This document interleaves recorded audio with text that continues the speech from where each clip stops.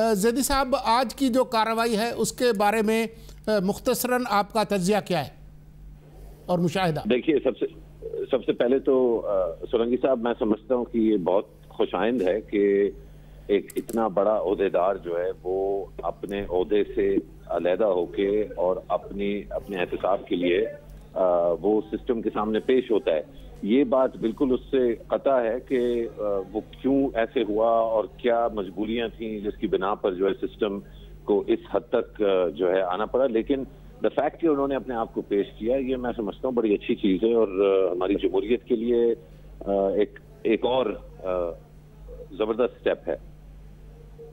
अच्छा, आपके ख्याल में इसकी कोई अहमियत है कि जब वो वहाँ से रवाना हुए वज़ीर-ए-आज़म हाउस से, तो जो तस्वीर जारी की गई उसमें परवेज़ रशीद साहब का नाम भी था, उनकी तस्वीर थी, और वहाँ पर जब वो तकरीर करने के लिए आए तो उनके दाएं बाएं एक तरफ उनके साहिबजादे, दूसरी तरफ उनके भतीजे हमज़ा शामिल थे। इससे कोई ख़ास पैगाम देना मकसूद था?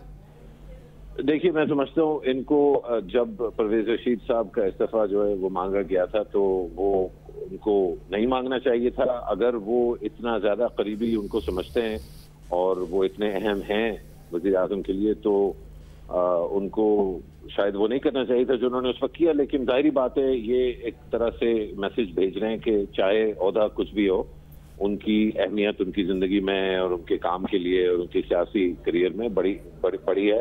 तो वो मैसेज उन्होंने भेजा है। मैं समझता हूँ ये शायद बेहतरीन मौका नहीं था इस तरह की मैसेजिंग के लिए, लेकिन वज़ीर आज़म है, उनकी मर्जी है, वो तीसरी दफ़ा जो है ये काम कर रहे हैं वज़ीर आज़म होने वाला। और कई जो मसले इनको दरपेश हुए पहली दफ़ा और दूसरी दफ़ा और अब तीसरी दफ़ा, वो वही मसले हैं जो शुरू से दरपेश हो रहे हैं।